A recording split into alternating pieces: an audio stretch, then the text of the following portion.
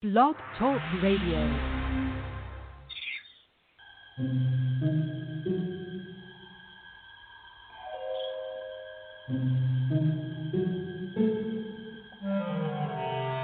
Archangels, ghosts, and Bigfoot, oh my.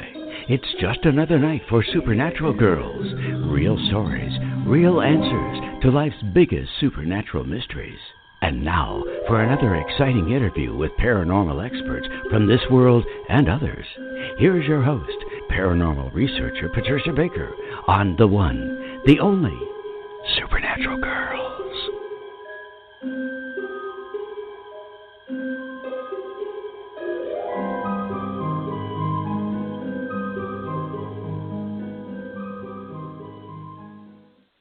Welcome, everyone, to another exciting episode of Supernatural Girls Radio. I am your host, Patricia Baker. And guess what, everybody? I am here with my co-host, PK, Patricia Kirkman. Welcome, Patricia Kirkman, PK. How are you doing tonight? I'm doing better. I don't know how long I'll be able to sit up, but I'm doing it as long as I can because I don't want to miss the show. No, this is going to be amazing because you know who we have coming on tonight, Jerry Sargeant, who is a very powerful and very unique healer from the UK. He's staying up very late at night just to be with us and our audience. I'm very honored. I know you are too. His Definitely. book is incredible. It's just an incredible book. And we're going to find out all about how he does what he does. We cannot wait. Oh, my gosh. So really blessed and pleased to have Jerry with us tonight. But first, let me check in with you because I know you've been looking at what's coming up on this crazy world. What's happening? Well, you know, we've got one day and we're going to be into August. And August is a review of last year. So please remember that. There's a luck factor that goes with it. There's a lot of things happening in a positive way, but it's also going to make us very scattered. The other part of this is we're going to look for things that we think of the pretties and whatever, which means that we can get ourselves in trouble because we can overspend at what we see and the things that we think we want. That can get us in deep trouble. But the most important part is, because it's all about communications of all forms, do be very careful of gossip because we're going to tend to say things and put our feet in it big time. So remember, we're reviewing last year, looking forward to what's coming up throughout the month, which can be fun and good because it's social, it's outgoing, but we don't want to abuse it. There's luck in the air, and if we take advantage of that, we could end up having one fabulous month because reviewing last year when it was good versus what we've been going through and what's coming up next month, meaning September for this year, let's enjoy the month of August because it'll be good for socializing, it'll be good for sharing communication, but the most important part is it keeps us feeling uplifted and working in a very positive way. So let's go for the good stuff while we've got a chance to have it come because this is the last we're going to see for a while. Just a thought. Wow, okay. Yes, well, you got to take advantage of those upswings, that's for sure. Oh, definitely. And it's going to be, like I said, it's a review of last year's stuff. Take a look at where you were last year, what was going on around you. It is going to deal with people having things to say, and we're going to see a lot of people that we don't want to have things to say, blurting it out throughout the ethers, and we're going to be stuck with trying to put it together. But if we think positive, last year for the most part was not that bad. It was pretty good. This year, what can you say? It's just been a nightmare. And there's no chance for it to get any better throughout the year except for the month of August. So let's take advantage of it where we can. Oh, that sounds like a big relief. Okay, well, I'm getting ready for August here. So that sounds good. And I did get a message, as you know, from Captain Kramer. Yes. And as our audience knows Captain Kramer because he came onto the show before COVID hit. and told us all about it. Mhm. He warned us. He was right, and we have the utmost respect for him, and because he really knows what's going on, and he did share all of it with our audience. And he was just on again recently talking about different stages that we were going to go through in the world. And again, he talked about Russia and China being a threat and making moves, and certainly that's what we're seeing. We have been informed that Russia's doing some type of testing with some space weapon, and China has made some moves around Ecuador with their ships, and this is something Captain Kramer also talked about. But I asked him specifically about the Pentagon releasing information about UFO technology, because as you know, they've kind of dribbled out, some things about that they were going to talk about it, they were going to release it. So I asked him, and I said, any idea on when and any other information coming out? And he said, it does look like they're going to let another tidbit trickle out. But he also said this. He said, just expect more and sudden shifts as we go along. And when I tried to get some details, he said he really couldn't divulge any. So I thanked him for what he said. And he said, no worries. Expect it to get crazier and crazier as it all unfolds. That much I can be certain of. So I said, oh, boy, time to fasten my seatbelt. Glad I live in the middle of nowhere. And he said that's probably a good thing, but seatbelts won't help. Just stay as grounded and centered as possible. So that was his advice. That's what he had to say. If I get any more details from Captain Kramer, I will share it with all of you because, as you know, he is authentic and he does have real information. So that's all I got so far. Well, this goes along with you're talking about August opening the doors and communications being opened up, and there is that luck factor to it. There are going to be things that are going to come out that are going to be a plus side, but there's going to be some of it that's going to be the gossip side. And it's for us to hold tight and pay attention to what they're offering us, because we are going to be given some insight into things we didn't think we were going to. That's right, and it sounds like they're going to start there. So we've got our ear to the ground to see what else is coming. We'll be the first to let you all know whatever we hear. And that was the last message I got from Captain Kramer. So on to healing. Now I'm going to introduce our guest to you. He is amazing. His name is Jerry Sargeant. He is known as the Facilitator, and he is the founder of Star Magic Healing.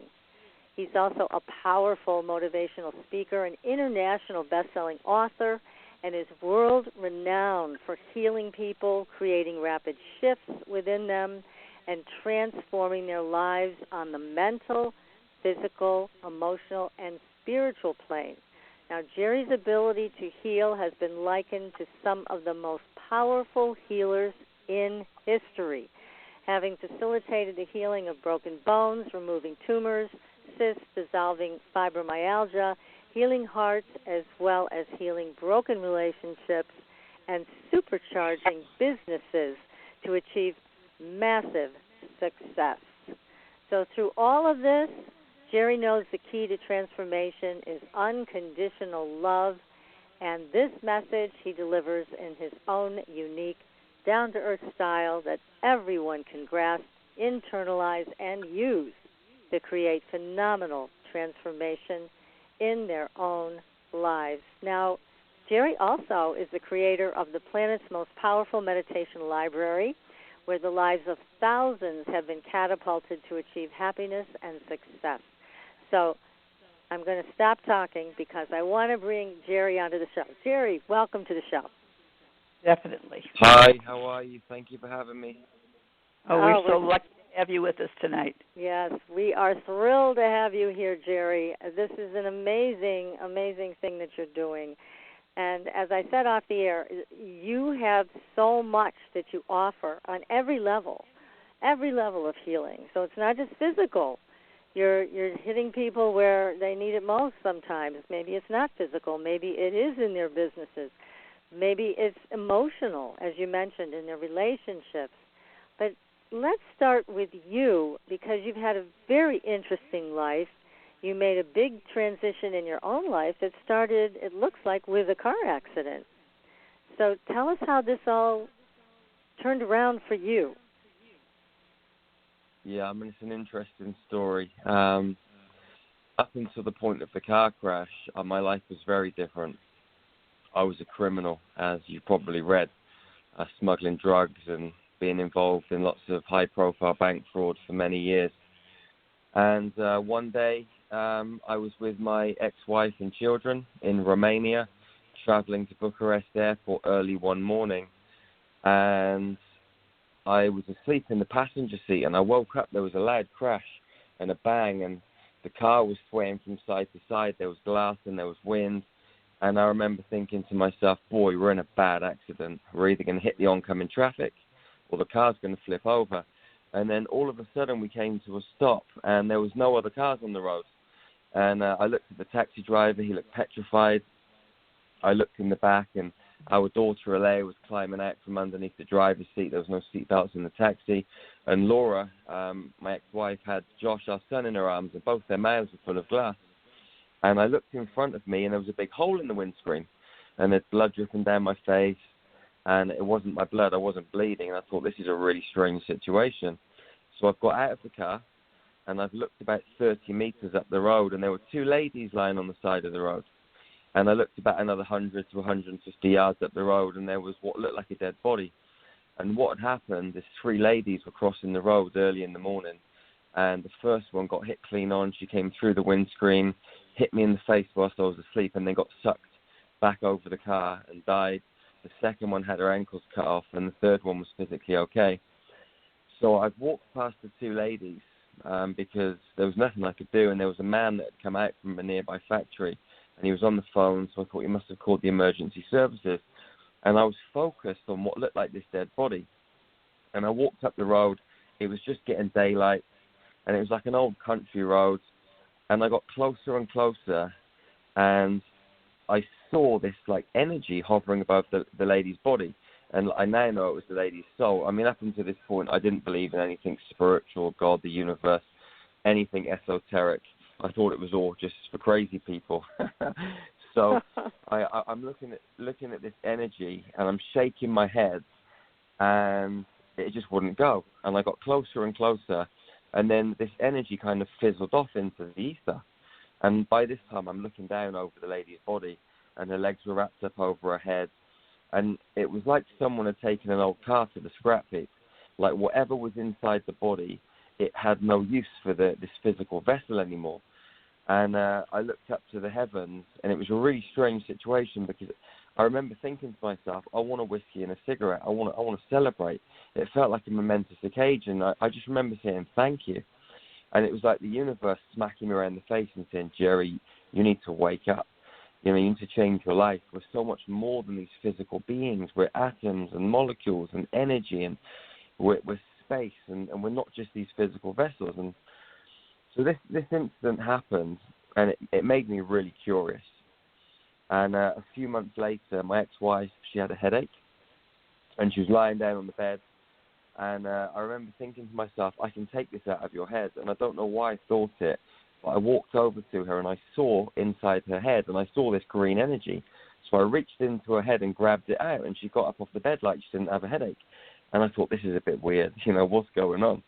But I think like the lady coming through the windscreen somehow knocked a bit of sense into me and started this kind of process. So this happened, and then a few months later we moved to New Zealand, and a friend of mine had a serious car accident. And her partner phoned up and said, can you help? And I was like, well, how am I going to help? I'm in New Zealand, and, she's in England. Like, what could I possibly do? But my intuition was saying, go and lie on the bed, get some crystals, put them on your chakras. So I went and lay down on the bed and put these crystals on my chakra points, and all of a sudden, I was inside this lady's hospital room, and all this light started pouring out of my hands, and I kind of just started to put her body back together. I knew what to do. So I did this every day for a couple of weeks, and the doctors had said to her, you're probably never going to walk again. You'll be in hospital for at least a year. But I did this every day for a couple of weeks, and she walked out of hospital in 12 weeks with a Zimmer frame. And I was thinking to myself, did I do something? Didn't I do something? Is this my crazy imagination? But she came out of hospital and phoned me up, and she said, Jerry, I woke up one night, looked to the side of my bed and said, what are you doing here? And she saw me in a hospital room. She saw me in a hospital room, and I was thinking, what is going on? This is crazy. But I started to realize that what happens inside your mind is actually reality in another quantum space. So this event happened, and I met this old guy, and he taught me how to meditate, and he had a pyramid in his garden. And I used to go around there every day, and I was hooked on meditation, and I had some amazing experiences in this pyramid. I'll tell you about two of them. I was sat there meditating one day with my eyes open, and my feet turned to balls of fire, and I looked down and there was flames, and I'm thinking, my feet are going to burn, but they weren't hot on the inside. And then Jesus appeared in front of me, and he said, Jerry, you can go anywhere you want in your life, just don't be scared. And I looked at him and just nodded. I was like, okay. And then he turned and he walked up some steps in the garden, which led through a door. So I followed him. I went up the steps, through the door, and we were in the Last Supper. And we were sat around the table. I was Matthew. He was giving the Last Supper sermon. There was fruit and drinks and all this sort of stuff, and everyone was around the table. And I looked out of the window, and there was a massive spaceship. And they were kind of showing me that extraterrestrials have been around, like, forever. So I stayed for a little while, then got up, walked back out the door, down the steps, back into my meditation. And then 2 weeks later, like the most prominent event that kind of started this healing journey happened. I was meditating again, and a space pod, the only way I can describe it was like a tiny little spacecraft. It landed in the garden, and I looked over, and there was a blue extraterrestrial inside of it. So I brought my light out of my body, I walked over to the spacecraft, and I got inside. And we flew through this tunnel for about 4 or 5 seconds, came out the other side, and we were above a beach. And there was water, and I looked at the beach, and there was all of these blue beings, and there was forest and at the back of the beach. So I got out of the space pod, I walked up the beach, and I met these beings, and they hugged me. And when they hugged me, I just completely melted. Like, the level of love that I experienced was indescribable, and it felt like I was home. And I started to know things, like I knew that these beings were from Lyra. I knew that we were in the Alpha Centauri star system, but I'd never heard of Alpha Centauri. I'd never heard of Lyrans or Lyra. But this information started coming to me. I started to know what kind of food they ate, what their kind of pregnancy cycles were like, how they gave birth. And I was thinking, where's all this information coming from? And then they took me through the forest into this building, which was made by light. And they took me inside to meet, the only way I can describe it is like meeting a chief or an elder. And I knelt down on the floor and had this big orange download of light and geometry in my crown. And it went on for a little while. And then these two beings just picked me up, and they frog marched me back to the space pod, stuck me inside. We flew back through the tunnel, back into the garden. I was back in my meditation. And I was thinking, what is going on? This is just crazy. And then nothing else happened for about 2 years. And we'd set up a health and fitness center in New Zealand, and it was going really well. And then one day, I woke up and I said to Laura and the kids, we've got to go back to England. And they were like, are you crazy? We've just set up a life in New Zealand. I said, I don't know why, but we've got to go back. And I just couldn't figure it out. But in the end, I persuaded them after a few weeks, and we flew back to England. And then I started seeing fairies and meeting angels and all of these kind of things. And this angel, he told me his name was Archangel Gabriel, and he said, you've got to write a book. I said, what's it called? He said, it's called Into the Light. So I ran home, started writing this book, and it took me about 4 weeks. I published it, and then when I finished writing it, I realized that it wasn't actually writing the book. It was the connection that was happening when I was writing the book, because these new frequencies started flowing through me. And as soon as I finished, I started seeing all this geometrical code in the empty space. And it was the same geometrical code that I had in the orange download of light on the planet. And I was saying to my guides, what am I supposed to do? What am I supposed to do? They said, you've just got to meditate more. So I was getting up every day at 5 o'clock with my son. He was about, 7, 8 years old at the time. And we were going into meditation together. And we ended up underneath the pyramids in Egypt in these mystery schools. And I was looking around, and we were sat at these like old wooden desks like you get in the kind of old school classrooms when we were kids. And there was loads of other human beings in there, black, white, just old, young, just different humans from all over planet Earth. And we were sat there, and there was a guy at the front, and he had a scroll, and he was getting these different scrolls out and showing us these symbols.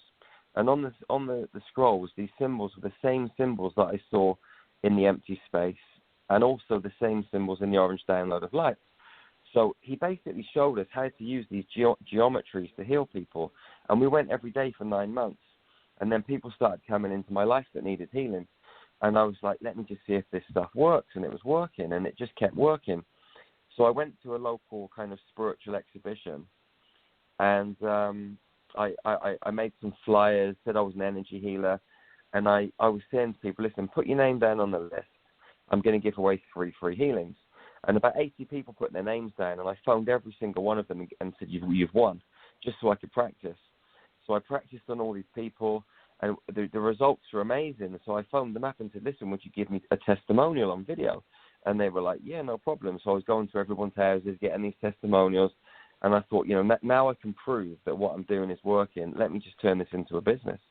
So Star Magic was born. And that was about 4 years ago. And that was kind of the journey of how it all unfolded. And, I've written a book called Star Magic, Heal the Universe. The one that you've got, light codes and frequencies. We're starting to build healing centers in Madeira and Romania because these blue lions visited me and told me to do that. We've been training people. And, life's just kind of taken a whole different trajectory, and it's just amazing. And I'm just so grateful to be on this path and on this mission and meeting some amazing people and just helping people. Yeah, that's kind of my sort of machine gun version of my life story. It's amazing. Jerry, where do you feel it came about that you were chosen to be given this gift?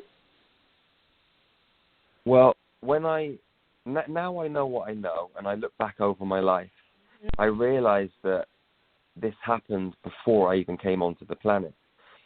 Because when I was born, I was fostered, adopted. I was raped as a little kid. My birth mum had a really traumatic pregnancy because I found her when I was 25.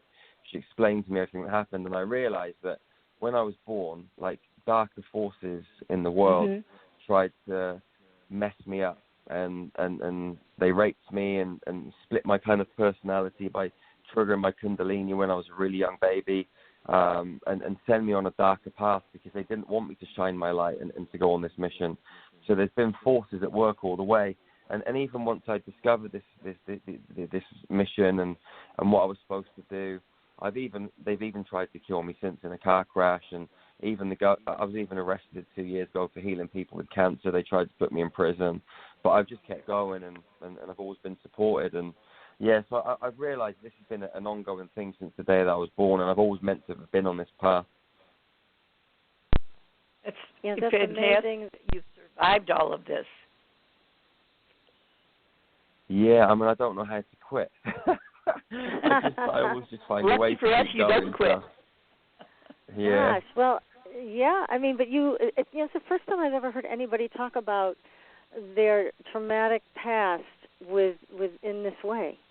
That it was the way they were trying to prevent you from finding your own light, and it makes so much sense. It really does. So God bless you, because you persisted and you found it, and now you're doing it every day. And actually, you brought up something I was going to ask you about, because there are healers who, through the years, have been, I guess you'd say, in trouble because they can do this. And so you've run into some difficulties with that as well. Is that in the UK that you had problems with that? Yeah, it must have been about 2.5 years ago. I just got a knock at the door one day, and they arrested me and took me in for questioning. And I was like, what is going on? And anyway, I had a lady in India. She was a client, and she had cancer, and I gave her 3 healing sessions, and afterwards there was no cancer. So she made a video, and it showed the doctor's reports before and after. I put it up on YouTube, and then, I don't know, a couple of months later I was arrested. And I got a private investigator to look into it. And when they looked into it, it was actually the cancer charities that funded the investigation. So I went through, like, I think it's about a year or so court battle. And I was a single father. My kids lived with me. They still live with me. And I was actually in New York doing at the Conscious Life Expo, giving a talk, a presentation, doing some healing demonstrations. And I flew back to England. I arrived at 6 o'clock in the morning at Heathrow, and I had to be at court at 9 o'clock. So me and the kids went straight to court with all our suitcases. And the judge said to me, she said, there's nothing more than I'd love to lock you up. She said, but because you've got 2 kids, my hands are tied, so I'm going to fine you £6,000, off you go.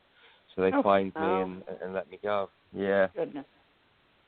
Crazy it's story, so sad that, yeah, and thank God they didn't take this any further. But even here in the United States, this happens all the time with medical doctors, who are curing cancer. I know Dr. Brzezinski down in Texas. He's found a way to cure cancer, brain tumors actually, and he has been hauled into court more times than I can count. It's so unfair, but it does happen. So I wondered about that with you. So thank goodness they're leaving you alone, as they should, because that's just despicable treatment when you're doing what you've been called to do, which is help people. And yeah, and now some of the stories in your book is just wonderful, and one of them really caught my attention about the woman that you healed, but then she didn't quite make it. So can you tell us that story and the importance of it? Yeah. You know which one I'm talking about? Yes, I think just because there's a couple that have happened like that. So just it was the woman did not live, but you did heal her. Yeah. I mean that for me was it was the first time that this had happened, and it was probably the biggest learning curve that I could have. It was a big slap around the face in a way, because I've always thought to myself, I've got to help everybody. They've got to live. We can't let anybody go to the other side. That's not what I'm here for. I'm here to help everybody, stay on this earth plane. But this lady, I mean, she had, horrific cancer in her gallbladder and her spleen. It was in her stomach. And I spoke to her on I think it was like a Sunday evening, and we had a really good chat. And she'd been through a really serious marriage where she'd been beaten and abused. She was going through a second divorce. And, I mean, she'd fallen out of love with herself. There was no self-love, and her body was just eating away at herself, where she'd been through so much just horrific mental, physical, sexual abuse. And I said to her, if you're going to get through this, you've really got to find this self-love. So we did a healing session the following morning on the Monday, another one on the Monday evening, another one on the Tuesday morning. And we spoke to each other before and after all these sessions. And on the Tuesday morning, she said to me, Jerry, I'm actually starting to love myself. I can feel it in my heart. And I was like, we got a real good chance of getting through this. And then before the Tuesday evening session, she said, I'm going through this second divorce. Please cut any ties to my current husband, because I feel like he's holding me back. So we went into the healing session, and I saw this like big oak tree. It was like an oak tree hanging out of her heart. And I looked at the other side of the oak tree, and it was connected to this man. So I dug into her heart, I pulled out all the roots, and I got rid of it. And afterwards, like, all of this light just started shining through her body. It was like she turned into an angel. And I said to my guide, what am I supposed to do now? They said, that's it, Jerry, it's done. I said, you sure? They said, yep, that's it, she's healed. And I was like, brilliant. So anyway, that was the end of the healing session, and I went to sleep, and I got a text message later on. It woke me up, and I looked at my phone, and it said Rachel's died. She's passed back to spirit. And I was looking up to the heavens saying, you lied to me, you lied to me. And anyway, I couldn't, it just really, really like battered my head. And then the next morning I woke up, and I've gone into meditation, and then this lady, Rachel, she came into my space. And she said, Jerry, thank you so much. She said, if you hadn't have done what you'd have done, I would have never been able to pass back to spirit, because my energy was too locked into his. She said, you helped me love myself. I worked through my trauma, my karma, and then you helped me go back to spirit where I had to do my real work. And it really helped me understand that, sometimes our job is to actually help people transition.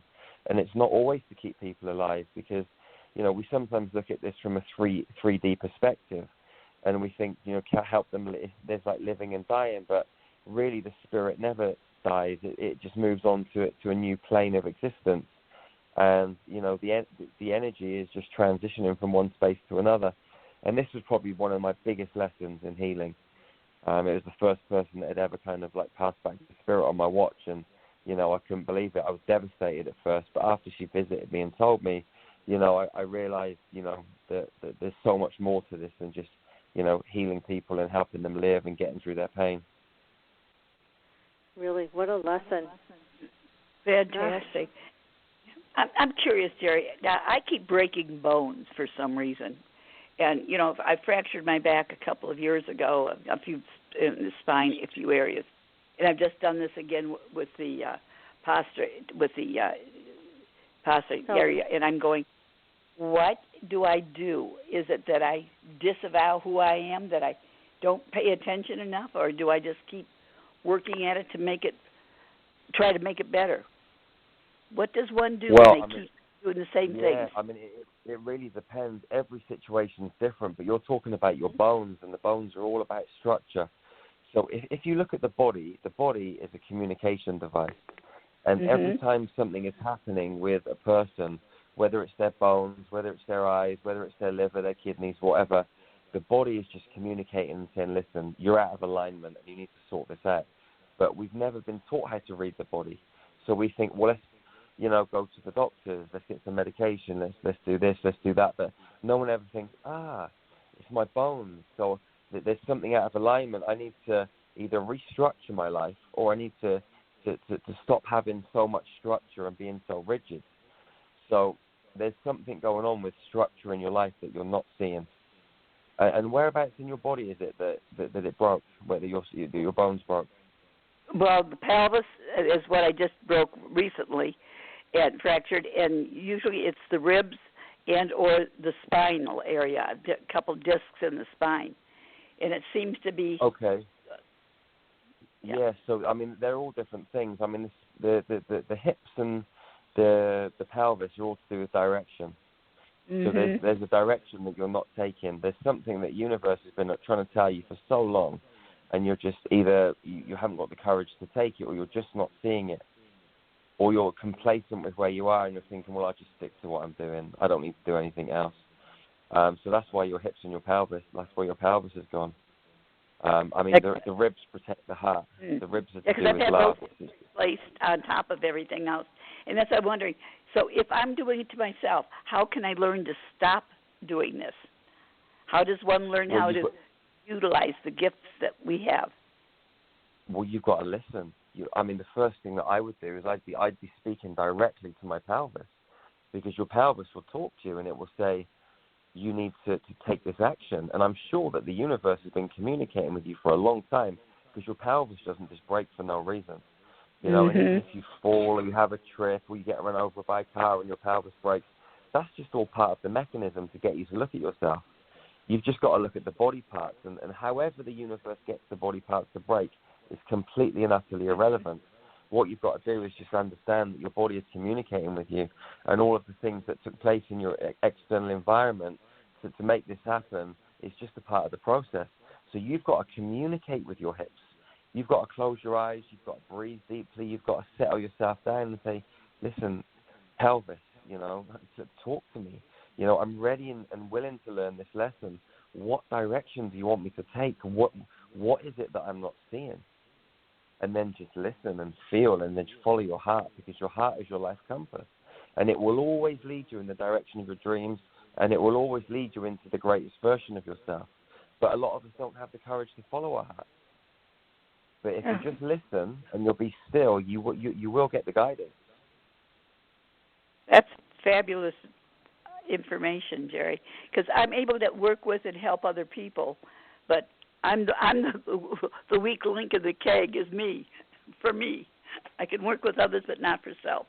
So now I've got a direction. You know what is a really good idea, sister, is and this is how we train people. because it's always the hardest to deal with ourselves. And for me too, myself, it's always easier for me to work on other people than me.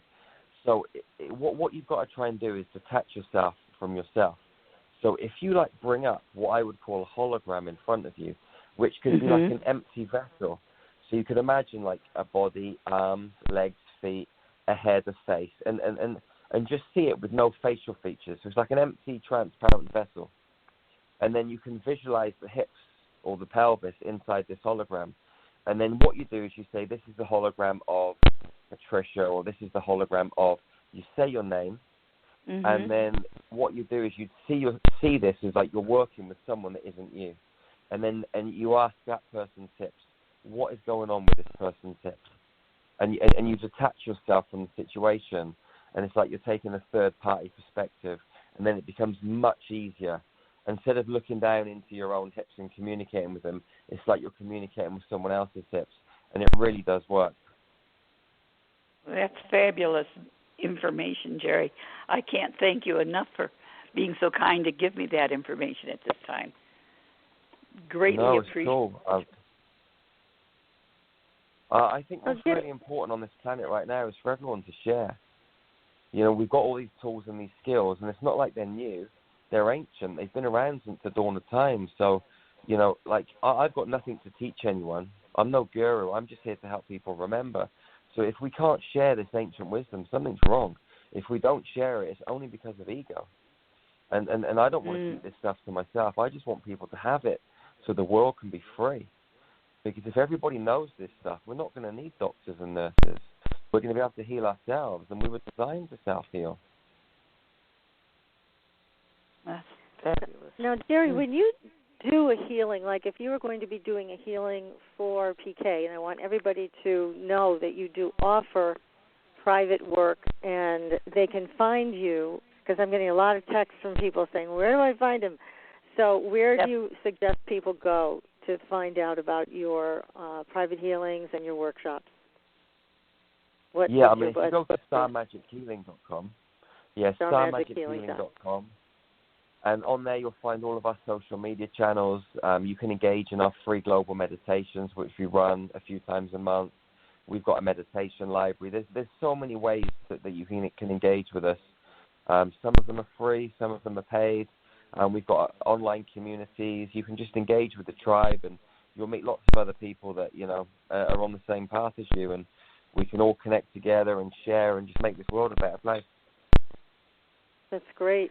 Now, if you were going to be doing a healing on PK, for example, let's say she comes to you and says, you know what, I want you to do a healing for me, then do you have a specific procedure that you follow, questions that you ask, and a time frame that you work with people on? Is it an hour? Is it 2 hours? How do you do this? What's the structure for you?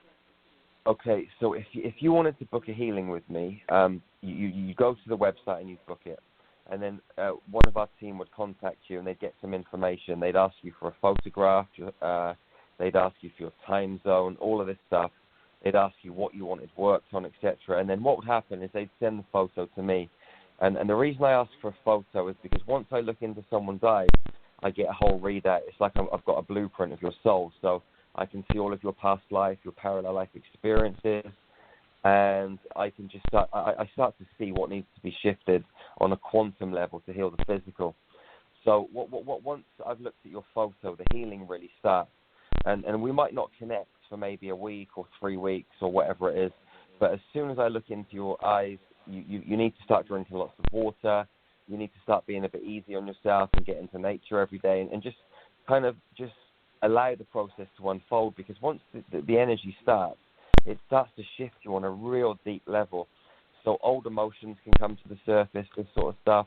And then when it comes to the time of our healing, you'll be asked to lie down 15 minutes before, and we'll give you some instructions.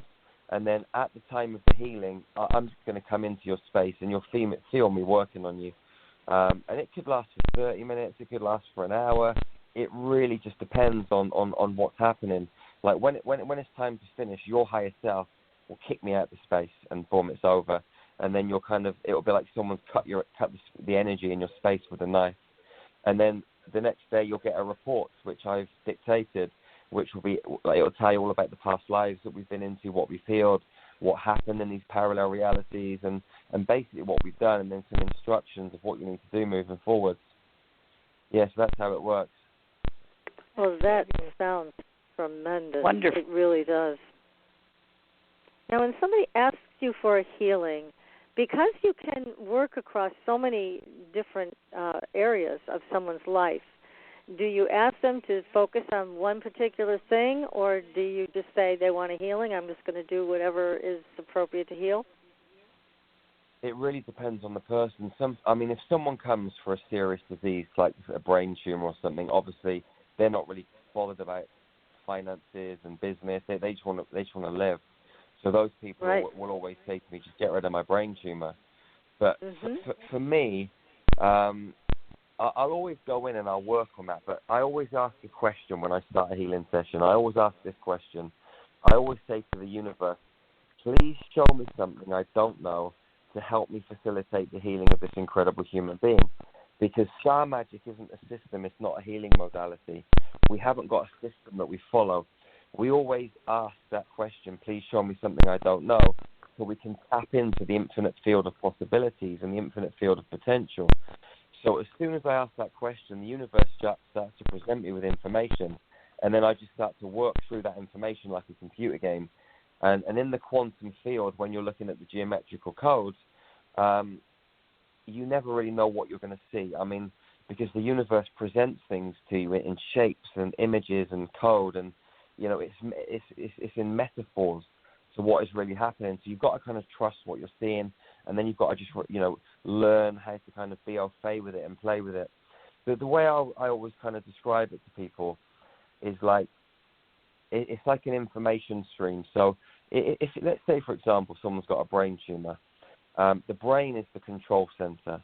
So I know that at some level they have control issues. So what I need to do is to find where those control issues came from and heal them. So it may be that the control issues come from childhood. It may be that it comes from a past life or several past lives. So what I'll do is I'll find the deepest point in space-time in the quantum field that contains the trigger that is creating this want to control things in their reality. So what I'll do is I'll go into that timeline and I'll change the timeline. Now, we're working with energy and light, and energy and light is information. So there's some information in the quantum field that is streaming into this person's biological computer, which is their body and their brain. And it's basically saying, you've got control issues, so show the world that you've got control issues. So the person has control issues because they're running these patterns that create control issues. Now, once I change the timeline, those control issues don't exist in the past life or the parallel reality anymore. So that information stream can no longer flow into their biological computer, their body and brain. I put a different stream in there that has nothing to do with control. It means they're free. So what happens is the physical symptoms just disappear. It's like unplugging them from a hard drive and plugging them into a new hard drive. If you look at this, like the person is a computer, and their website is yellow, and you want to change the website to green, you go into the back end of the website and you change the code. I'm just changing the code in the back end of their biological computer, their body and brain, and I do that by healing the past lives and parallel realities. So it's actually quite simple if you look at it in this way. You've just got to work out and know how to tap the potential in the past lives and parallel realities and how to change those information streams. And this is what we kind of share people when we train, when we're training people to heal with star magic. Now, when you train people, how long does it take? How many, does it take a long time? You're taking years to train people, months? How do you do it? 5 days. It's a 5-day training. Oh, 5 days. That's it. My goodness. Yeah. I mean, like our trainings, they're so powerful. We get people in a space for 5 days. We're working from 9 in the morning till sometimes 10, 11 at night, 5 days in a row. And I share so much information. We're just practicing. We're meditating, we're practicing, we're doing demonstrations. And by the end of the 5 days, people just get it. And then they go away. We give them, they have to do 15 practice healing sessions. They send it into the team to check them out, and then they become an accredited facilitator on our website, and they go out and just start their own healing businesses or take the information and put it into their existing healing business. That's fabulous. Incredible. Now, do you do these online, or do you have to do them in person? We do them in person. And it's interesting because obviously with all of this COVID stuff, we've had to cancel our last few trainings. And we had them lined up in England, different countries, and we had people coming from America, everywhere. But I asked everybody, would you like to do it online? But people were saying, no, we want to do it in person. And then we're actually doing our first online training next month, but we're doing it for the Chinese and the Taiwanese people. People in the Eastern culture, they seem to be really happy doing this stuff online, but people in the West like to do it all in person. So this is interesting too. But to be honest with you, I prefer to do it in person because when you're in that enclosed environment, you know, surrounded by nature, all working together, no one goes home to their external environment and gets bombarded with other energies. They're all there for 5 days. We have a vegan chef in. They're eating high vibrational foods. We're doing ceremonies. It's so powerful that being submerged in that environment, you can't help but shift, you know, just beyond. So, yeah. So these are all in the UK right now, the ones that are in person? No, we do them in America, England, Holland, Dubai, all over the world. Yeah, I mean, oh my gosh, everywhere. Is there a list? We've got countries that are going to be in on our website in the events section. We've got one coming up in Sedona in November. We've got England. There in you October. go, PK. Better That's sign not up. far from me. Yeah. An hour to 4 hours away. Hey, there you go. Yeah, you should come along. Yeah, we've been to Sedona the last 2 years to train people. We go to the Sedona McGaw retreat. It's a beautiful place. Oh, that sounds fabulous. Hey, put your name in the hat for that, PK. That sounds great. I'm going to have to. If my boat is together enough to get me there. I know it. Really. Well, look, we're going to take a very short commercial break. When we come back, we're going to continue this very exciting conversation with Jerry Sargeant, and I cannot wait to hear more about all of this, especially the involvement of the ETs. So stay tuned, everybody. You are listening to Supernatural Girls Radio, and we will be right back. Pure essential oils, specialized minerals, and a revolutionary anti-aging technology. Astridian combines the best of all scientifically proven ingredients in easy-to-use creams, lotions, and concentrated serums. Astridian's advanced line of products take your skin to a new level of being healthy and beautiful. We offer a variety of collections that address all your skin concerns. The Essential Anti-Aging Series treats and moisturizes your skin for a long-lasting, younger look. The Multivitamin Series promotes healthy skin with high-quality vitamins and minerals. The Sports Series restores skin from cellular damage and stress. Astridian also offers a revitalizing solution for hair and a professional series for doctors and medical spas. Visit astridian.love today and begin your new journey to healthy, beautiful, youthful skin. Astridian, beyond your expectations. There are a lot of psychics out there. How do you decide which one is right for you? You look for someone who empowers you, who's practical and spiritually connected, who says, here are your opportunities, here are your challenges, and here's a way to deal with them, and then gives you your own toolbox to make your life everything you want it to be. Hi, I'm Corby Mitleid, and that's how I work with you. As a certified professional tarot reader, I've helped thousands of people for over 40 years through my toolbox. Cards, past life retrieval, numerology, spirit guide conferences, and mediumship. Whether it's career, relationships, finances, or your spiritual road, together we can replace your confusion with clarity. And you'll probably find a little laughter along the way. Visit me at CorbyMitleid.com to find out how to cross your bridge from fear to fearlessness and fly. And tell me you found me at Supernatural Girls for a special gift with your reading. Corby Mitleid, the practical psychic for catching your tomorrows today. Find me at CorbyMitleid.com. That's CorbyMitleid.com. Your property tax bill. Have you seen it lately? It's frightening. Your property taxes are going up while your home value is going down. It's time to fight back and win. For the real truth about the property tax system, get attorney Pat Quintilian's book, Are You Getting Screwed on Your Property Taxes? How to Find Out and How to Fix It. Attorney Quintilian answers all your questions and gives you the facts you need to fight a property tax bill that is spiraling out of control. You'll also read about what happens to property owners who don't check their property records, only to find out too late they're taxed on square footage, fixtures, and even buildings that they don't own. Is this happening to you? Learn your rights. Buy attorney Pat Quintilian's book today. Are You Getting Screwed on Your Property Taxes? How to Find Out and How to Fix It. Available on Amazon.com. Are you frustrated with endless mantras, affirmations, and processes that promise to align your life with your dreams, only to find yourself years later in the same space where you began? Do you feel like you must be doing something wrong because nothing seems to be working? Don't you just wish that someone could shift your consciousness for you and your life could align with your desires without all the effort? Well, your wish is about to come true. Hi, I'm Carrie Cannon, and I have a gift that allows me to align the consciousness of others to be in harmony with their dreams. The best part is, it requires no particular effort on your part. Upon listening to a consciousness alignment, people have reported instant energy shifts, financial windfalls, soulmate connections, healed relationships, physical healings, and more.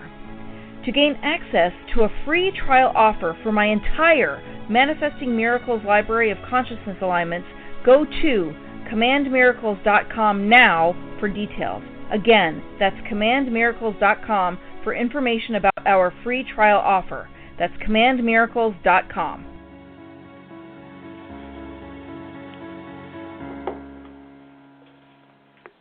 Welcome back, everyone, to Supernatural Girls Radio. I am your host, Patricia Baker. I am here with PK and our incredible guest tonight who is staying up late to talk with us in the UK, and his name is Jerry Sargeant. He is a healer, and he's the author of a new book called Star Magic, and it is available on Amazon.com and in your local bookstores. Be sure to get a copy of this book because it details everything you need to know about healing with light codes. Terrific book, and we're going to talk now more about the whole process. And Jerry, you mentioned ETs, which is, of course, one of our favorite topics. Do you continue to have a relationship with the blue ETs and any others in your healing experiences? Yeah, regularly. I mean, shortly after starting the business, I don't even like to call it a business, it's more like a mission. So shortly after starting this mission, I was meditating one day up on a hill, and I looked out over the town, and the whole town just disappeared, and I saw the Christ consciousness grid of the planet, and there were all these little dots around it, and then this blue being that is called Derequai, which is the being that came to take me in the spacecraft. There's two of them. There's Derequai, and I met another one called Theron a little bit later on. And anyway, Derequai came to see me, and he said, Jerry, you see all those dots? They're healing centers. He said, you need to build them. And I was like, well, if I build them, who's going to run them? And he said, well, you've got to train people to do star magic, and then they can go and work in them once they're trained. And that's the whole reason we started training people. And to be honest with you, for the last few years, I've just been following these guys' guidance. And I've not really had to think. I've just had to just be like a bit of a robot and just do exactly what they've told me to do. And that's really all I do, follow the guidance from the Lyrans, work with them. And we've got some Palladians that we work with. There's some beings from way outside of our universe that we work with too that are like geometrical beings. So, yeah, we work with different ETs from different places. Some of them I just don't even know where they're from. But they're just the most beautiful cosmic energies that you've ever experienced. And, when we're working on people, we've got like a team. I mean, you will have read about it in the book, Star Magic team, and we've got unicorns and dragons and different extraterrestrials that come in and help us perform like psychic surgery. We've done like energetic transplants on organs like gallbladders, kidneys, people that have had them taken out. We can give them new ones, and ETs often take our clients onto the crafts where they perform the psychic surgery and then bring them back to Earth, and their kidneys or their organs are just good as new. Jerry, with this virus ongoing at this point in time, are they giving you any information on how we could live with it better or work on behalf of the population per se? Because this is so devastating worldwide. Ask that question again. I didn't hear the start of it. I said, considering the health issues that are going throughout the universe at this point in time, the health issues. Have they given you COVID. any information on how to work with any of this? Well, the problem is most people on this planet have handed their power over. They've handed their power over to a system that doesn't support them. They've handed the power over to a system that wants to rape and pillage them 24/7, extract their energy on multiple levels, physically and mentally, emotionally, and spiritually. So the only way that we're going to really return to, healing the planet is for us to actually realize that we're not these subservient beings, and we have the power to take control of our own realities and actually self-heal. Even through deep breath work, through meditation, you can trigger your immune system in such a way, so many chemicals will activate that you just never need to go to the doctor. We're our own pharmaceutical companies, but it goes all the way back to birth. I mean, if you think about when a lady gives birth, a woman gives birth to her child or children, she hands her power over on day one because she goes into a hospital and she lies down. First of all, women are supposed to give birth standing up.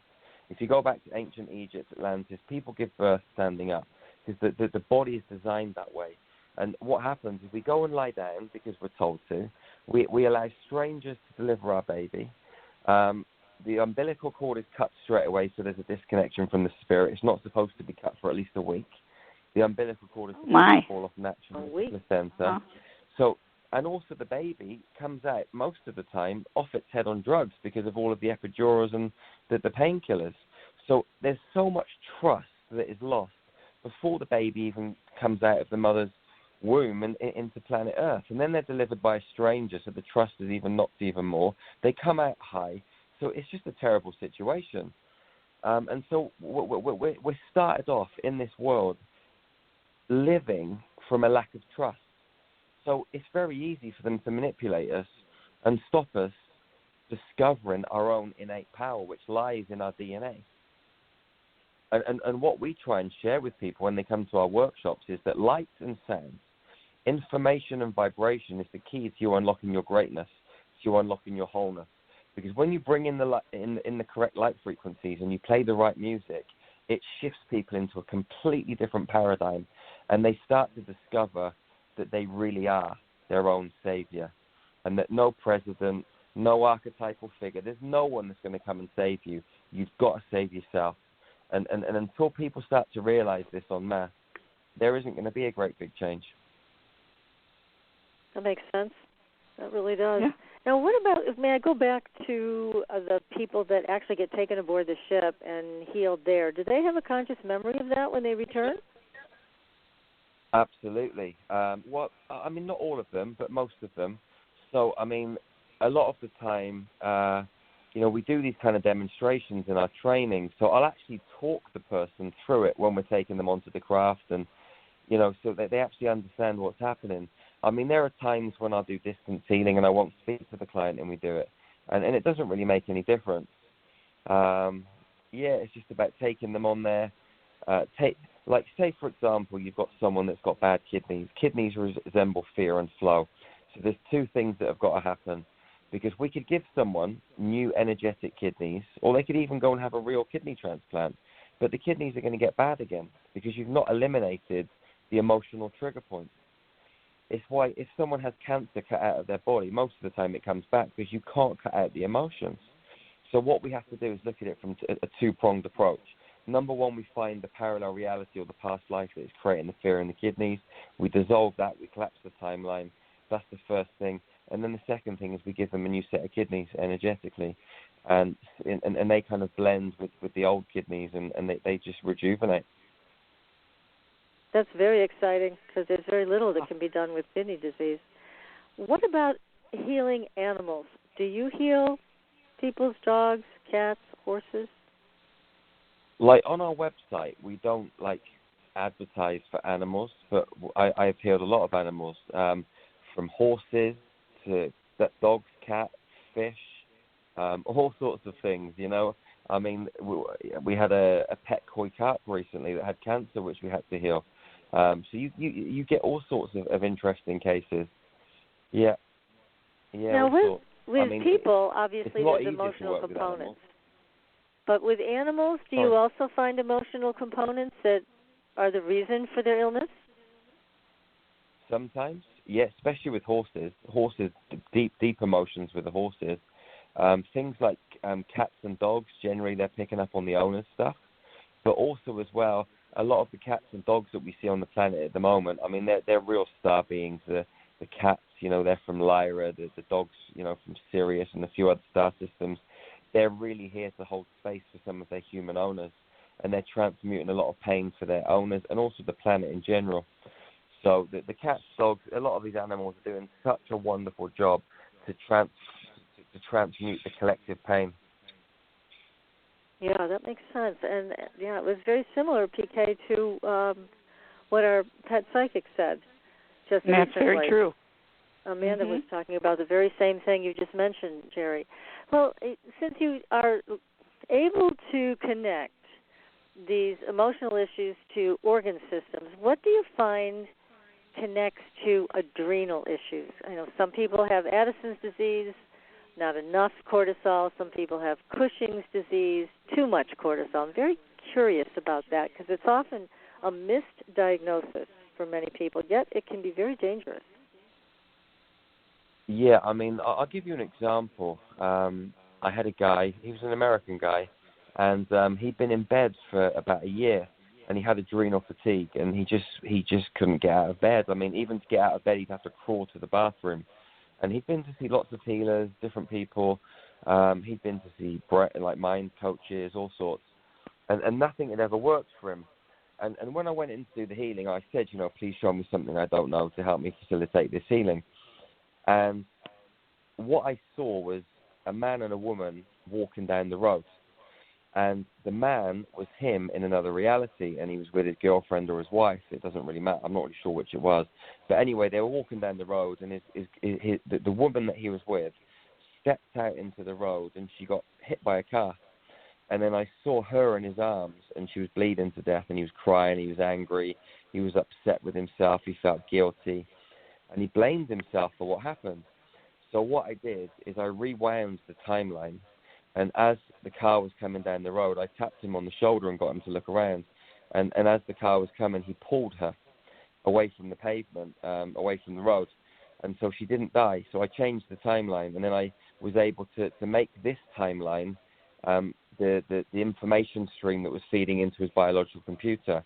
And then he literally got out of bed the next day and started walking. So this, yeah. So you've just got to find the trigger point, and the trigger point for him was anger and guilt, and that was what was really just crushing his adrenals. That is something. Wow. Do you find that people come to you that they are in need, or some just come out of curiosity and then find who they really are because of the transition of the time with you? Yeah, it's interesting, and we get some people come because they have an injury, illness, disease. Some people for, business performance. Sometimes relationships. You get some people that are really curious, and so they just come. You get other people who have been dragged to me, kicking and screaming by their other half, and they really don't want to be there, but it actually turns out to be the best thing that they've ever done. that you get all sorts of things. You get some people that will phone up and say, listen, will you please give my brother a healing? He doesn't believe in any of this stuff. So we'll always ask the higher self, and if we get a yes, we'll proceed, and if we get a no, then we won't. So there's many different situations why people come. But if a person wanted to have something done on behalf of someone else, you could tell whether they require it or don't, or won't listen to it, or won't be healed by it. Well, we'll ask their higher self. We'll connect with them before the healing, and we'll say, listen, is it okay if we do the healing?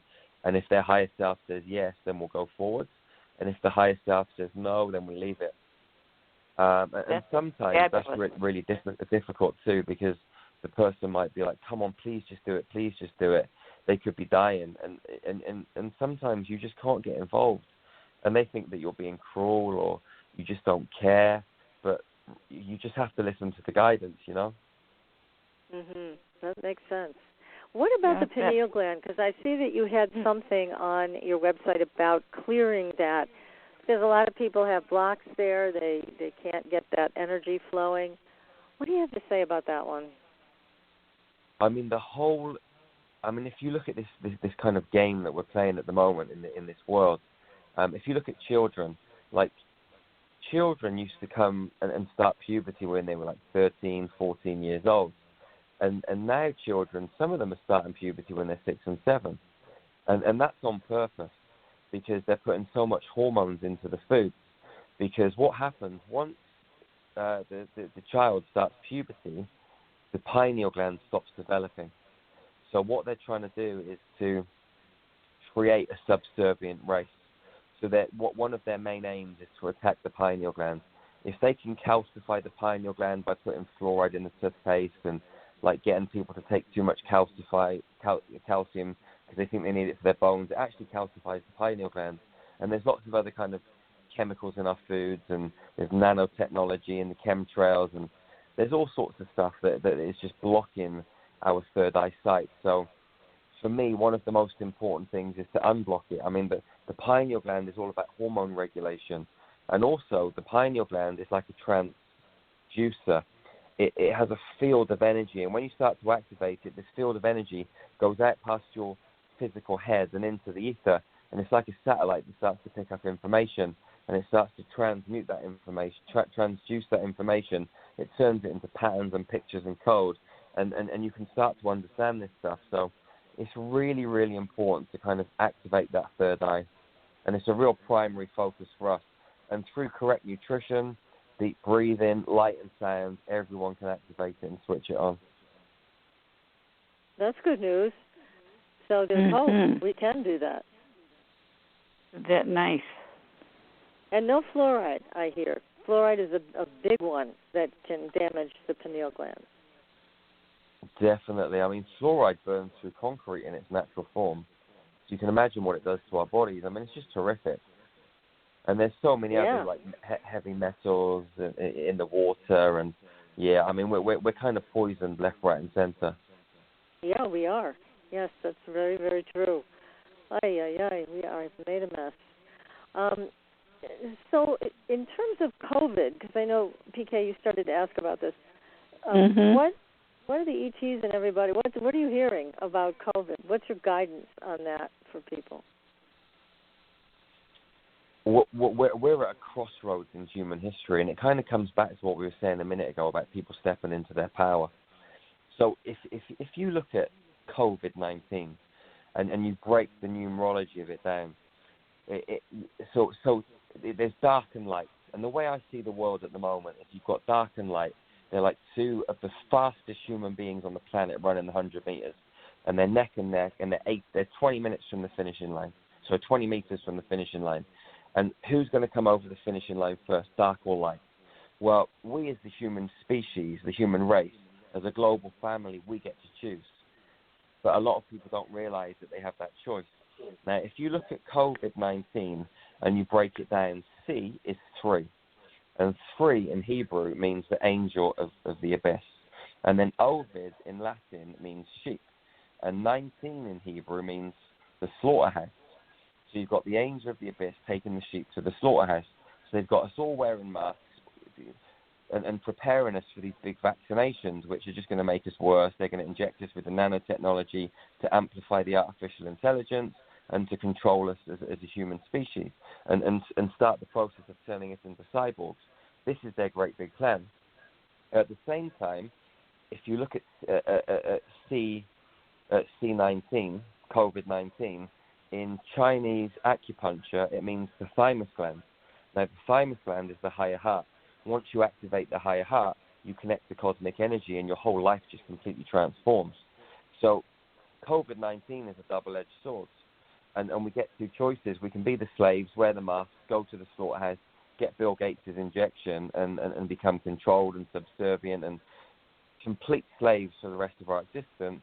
Or we can open up our higher heart, connect to cosmic energy and reclaim our sovereignty and take control back of our lives and our planet and say no to all of this crazy stuff that's happening. So we're at a crossroads right now. It is something that can be beautiful, or it's something that can be completely chaotic and destructive. And we as a species have to make that conscious choice. Which path are we going to take? Are we going to take the dark path or the golden age timeline? And whichever one we take is the one that we're gonna create. And some people will ride one timeline, some people will ride the other. I know which one I'm on, and I know which one you two are on. Everyone else has got to step up to the plate. Do you think they will? I mean, many people are. But there's a lot of people that are still very fast asleep, and there's a lot of people that are handing their power over to many things that are happening at the moment. There's a lot of people that, I think Donald Trump's done an amazing job. He's waking so many people up. Mm-hmm. At the same time, a lot of people are putting all their faith into him. And he's not actually going to save anybody. No one can save anybody apart from themselves, and we've got to realize that we have to take our own course of action. And it's why what we're doing with Star Magic at the moment is building communities. So we're building one in Romania, one in Madeira and Portugal, and we're looking for other parcels of land too.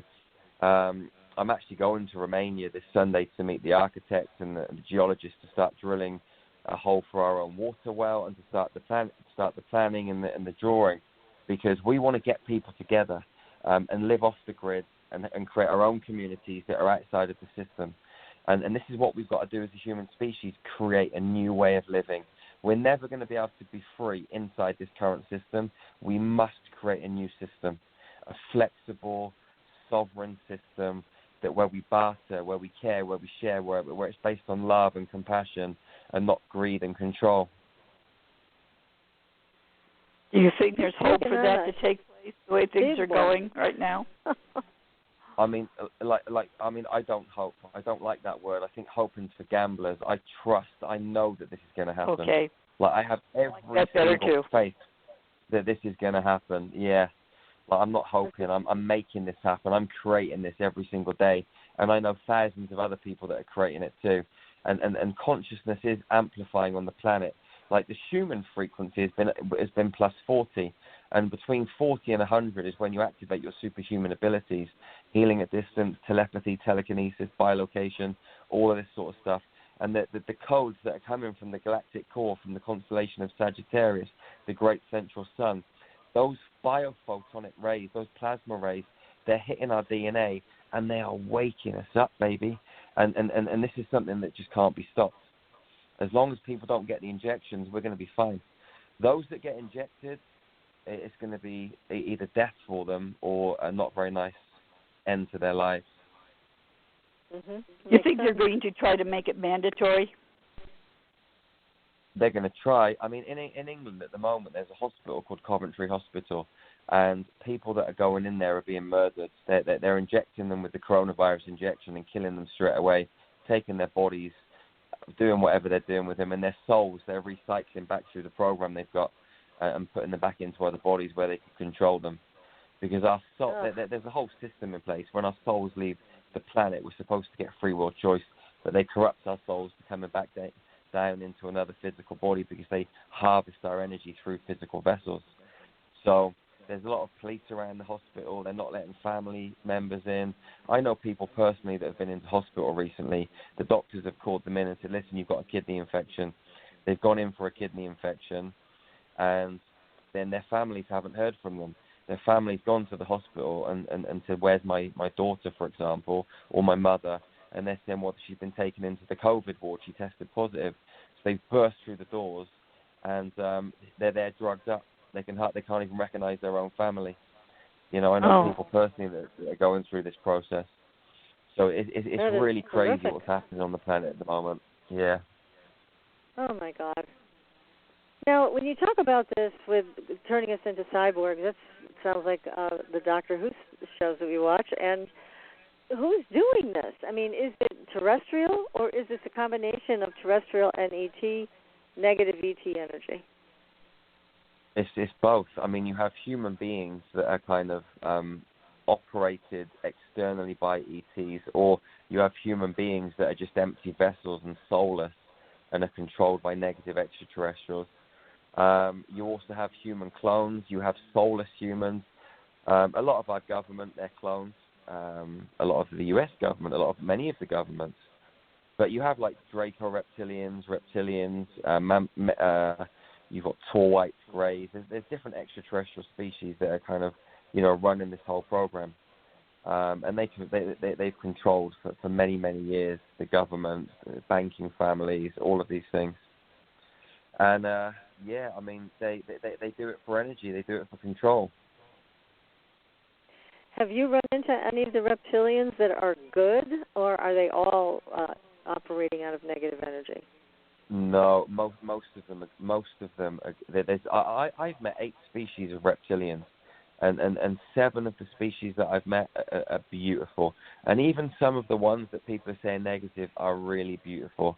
But there are some absolutely despicable, evil ones. But yeah, there's positive and negative everywhere. I mean, in all of the different extraterrestrial races, I've seen positive and negative. So it's on all different planets and stuff. Dark, light, high vibration, low vibration, however you want to kind of frame it. And with your abilities, can you can really look at people and who may be ETs in disguise and determine who's who? You have that. Yeah, ability? I mean, I see reptilians all the time. Yeah, even in my local town where I live, Cheltenham, I've seen loads of them. You see them in human bodies. And the thing is, when your third eyesight is switched on and you've got that kind of like 1 foot in the physical reality and 1 foot in the metaphysical, it's really easy to spot them because they have to shapeshift every 8 seconds because they can't hold that frequency for long periods of time. It takes too much energy, so they're shape-shifting constantly.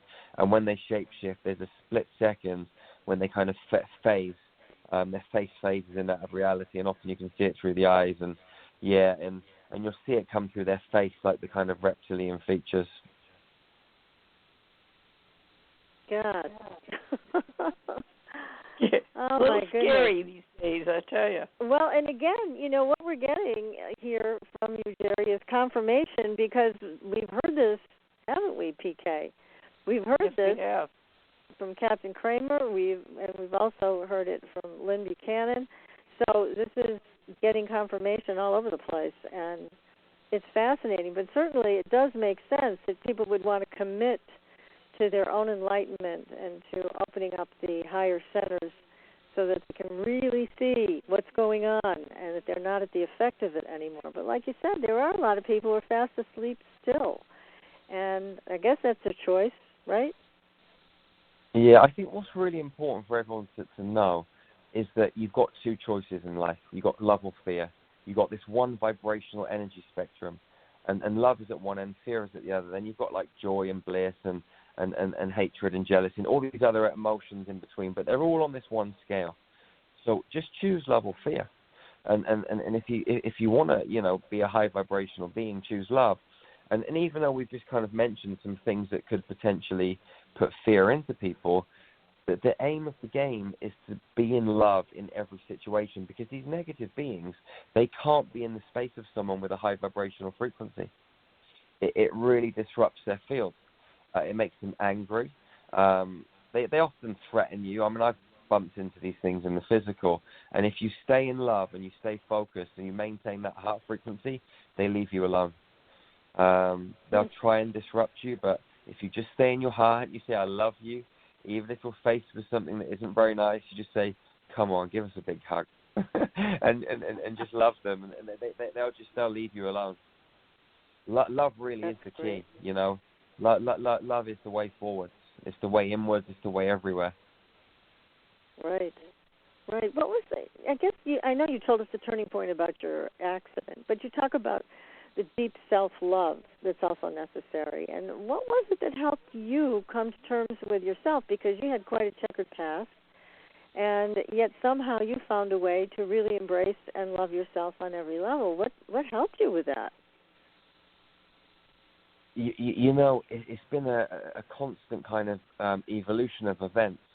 When I was still doing my criminal activities, something I didn't mention at the start. I mean, there's lots of things that have been part of my journey, but I met a spiritual teacher, and she used to work for Scotland Yard, and she was involved in the psychic division, and she taught me how to remote view and do various different things. She had a past life regression business, and what I used to steal a lot of money from banks, and what I used to do is she used to help me get that money to Africa, and we used to give it to people, to charities that were building schools and hospitals and water pipelines.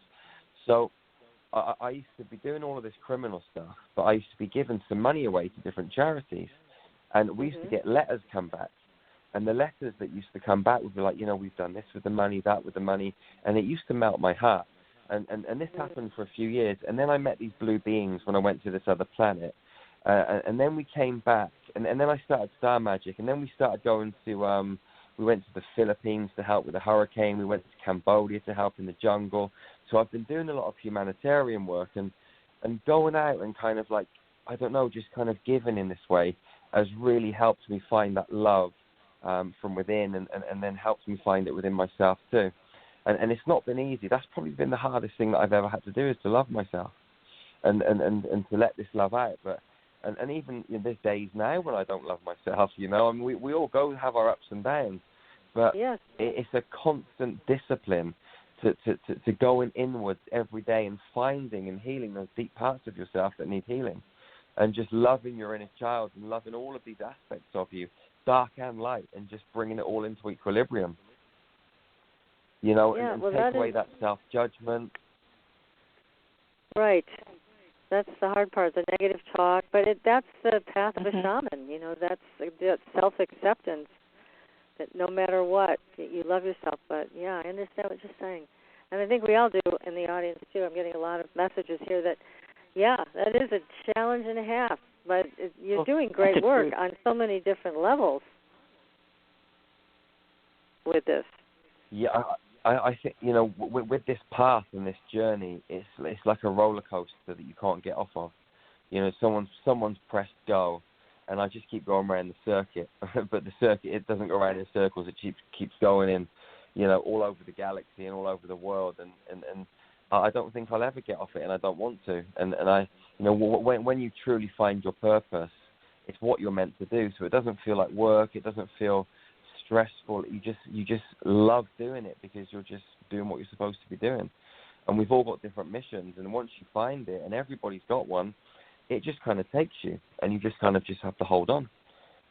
And I think that's what's important. So, are your children involved in this work with you?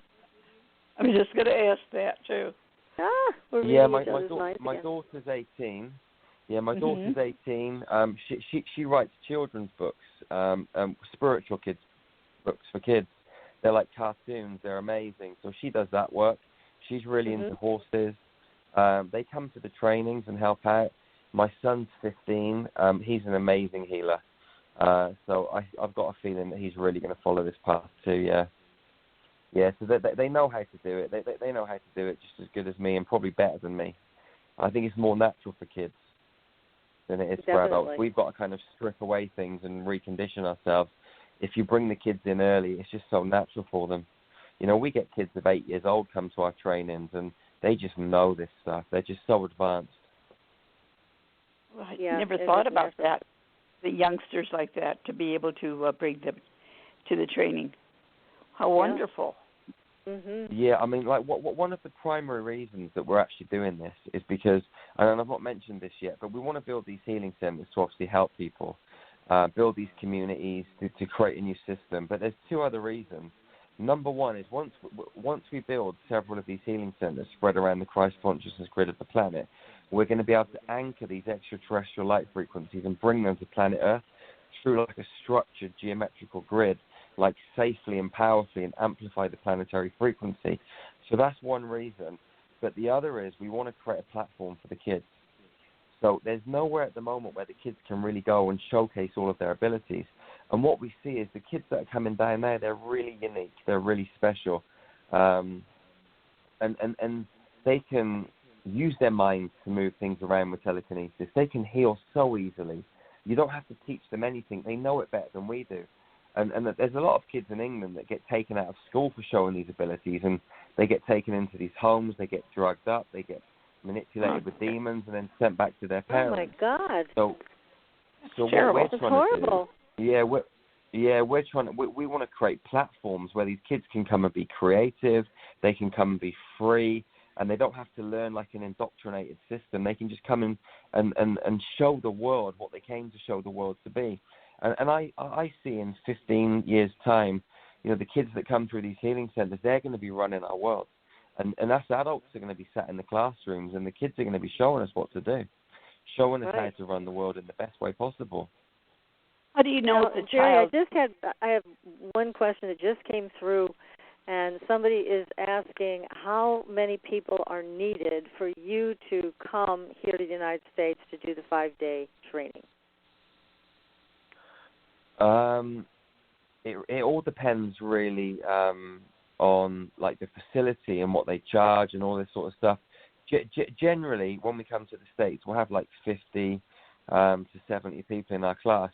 We would come for less. I mean, the best thing to do, if someone wants to contact us, and we'll just have a chat on the phone and we'll try and work it out. I mean, I'm always happy to come and train new groups of people. Like, we've done it before where we've trained 20 people, 15 people. If someone's got an intimate group and they want us to come over, we'll come.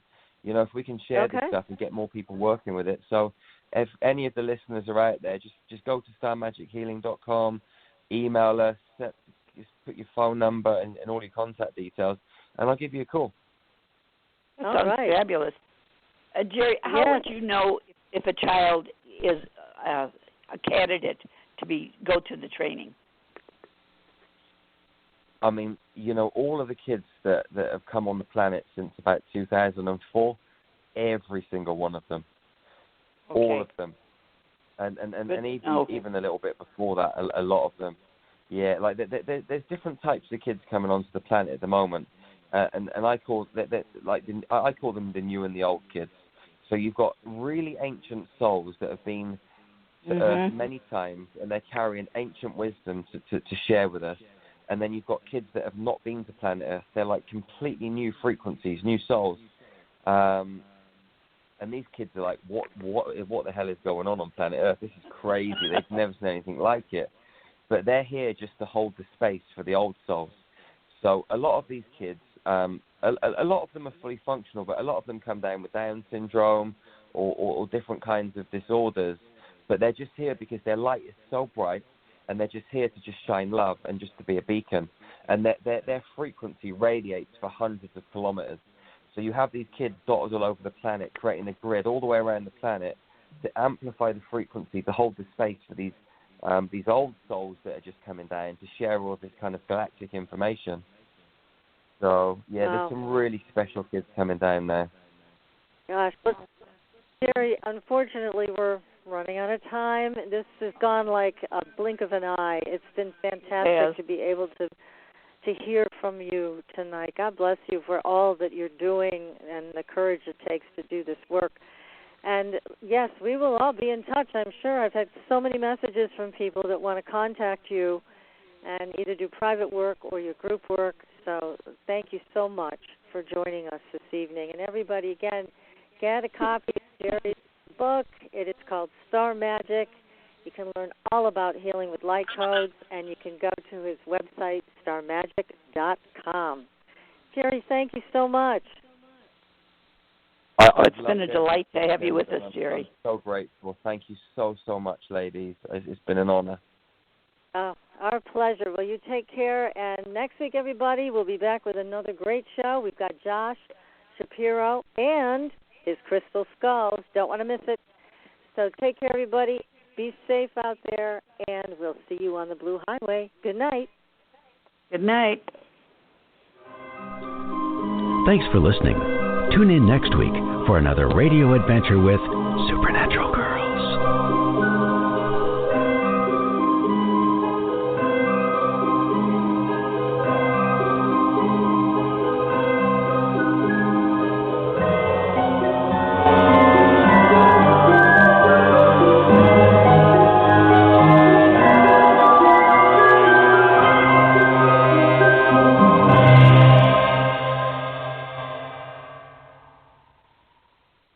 Jerry, thank you. That was fantastic. Really appreciate it. Thank you.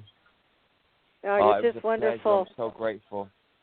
We are too. We learned so much from you, and I know PK's probably going to do your training in Sedona, and I just had somebody text me they want to do one here in the Berkshires. So we'll see what we can arrange. I would love to have a session with you, so I'll be contacting you through your website also. So we'll see what we can line up. Awesome. Well, when you if you do book a healing, just put the issue you two from the radio show, and it's Patricia and is it PK or is it PK?